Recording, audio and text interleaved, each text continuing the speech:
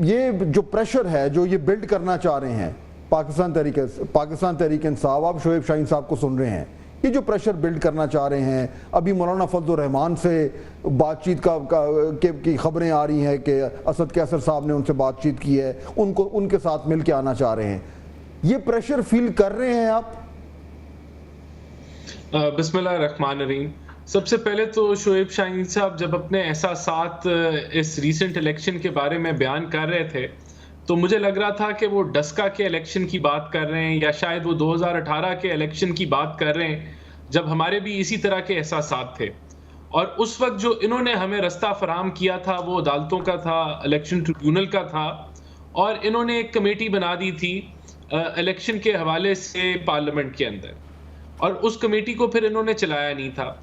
بہرحال ہم بھی ان کو یہی کہہ رہے ہیں کہ آپ کے مسائل کا حل عدالتیں ہیں، الیکشن ٹریبیونل ہیں، اور ہم بھی کمیٹی بنا دیتے ہیں پارلیمنٹ میں، لیکن اس کو ہم چلائیں گے۔ اب اس کے باوجود اگر یہ سمجھتے ہیں کہ انہوں نے سڑکوں پہ آنا ہے تو دیکھیں ان کو یاد ہونا چاہیے کہ جب خان صاحب خود لانگ مارچ کی تحریک کو لیڈ کر رہے تھے تو 24 گھنٹے میں سے 3 گھنٹے وہ لانگ مارچ چلتی تھی، اور جدھر وہ پہنچتی تھی وہ آگے 7 والی گلیوں میں بھی نہیں پتا ہوتا تھا کہ یہ لانگ مارچ چل رہی ہے۔ ابھی تو خان صاحب جیل میں ہیں اور یہ تحریک چلانا چاہ رہے ہیں۔ میرے خیال سے ان کے تو اپنی لائر ونگز کے جو ہیں وہ اتنے اختلافات ہیں، ایک لائر ونگ کچھ اور کہتی ہے، دوسری کچھ اور کہتی ہے، ایک لیڈر کوئی اور بیان دیتا ہے، پھر 3 لوگ اس کی تردید کرتے ہیں، ہر موقف پہ ان کے 4 بیانات ہیں۔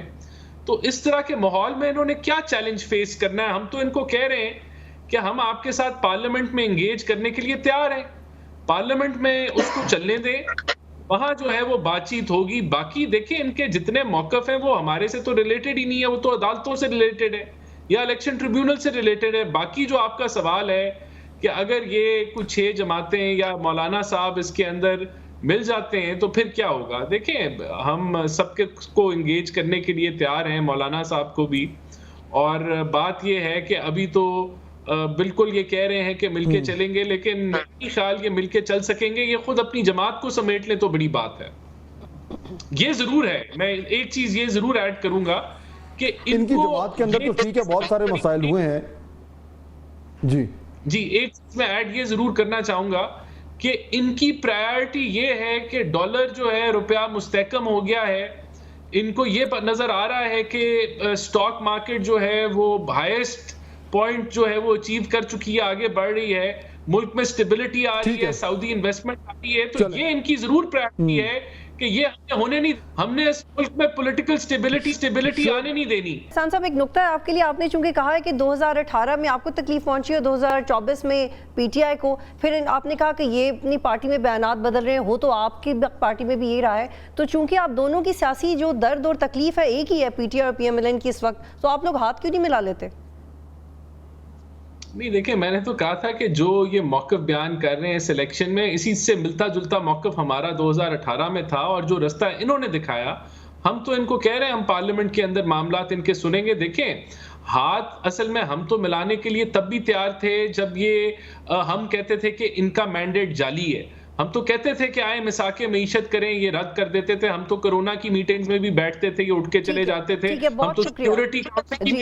جی ہمارا وقت ختم ہو رہا ہے۔ بہت شکریہ رانا احسان صاحب اور شعیب شاہین صاحب پروگرام میں جوائن کر رہے تھے۔ جی فات صاحب دیکھیے میرے خیال میں یہ اس سے اگر کوئی تھوڑا سا بھی شک و شبہ رہ گیا تھا کہ کسی خوش اسلوبی سے کوئی معاملات آگے چل سکتے ہیں، کو مل بیٹھ کر جو ہے وہ basic rules of the game پہ اگریمنٹ ہو سکتا ہے، مجھے وہ نظر نہیں آ رہا۔ یہ بات چیت کا سلسلہ، یہ مذاکرات کا سلسلہ، یہ میرے خیال میں کہیں بھی نہیں جائے گا، اور معاملات ابھی اسی طریقے سے چلیں گے، یہ سڑکوں پہ آئیں گے، لیکن بالکل میں آپ کو بتاؤں کہ مجھے نہیں لگ رہا کہ وہ سڑکوں جو کراؤڈ پولر ہیں ان کے وہ تو اڈیالہ میں ہیں، تو اس کے بغیر ان کو بڑا مسئلہ ہوگا، الٹیمیٹلی ان کو پارلیمنٹ میں آ کے ہی بات چیت کرنی ہوگی، مجھے تو اس وقت تک یہی نظر آ رہا ہے۔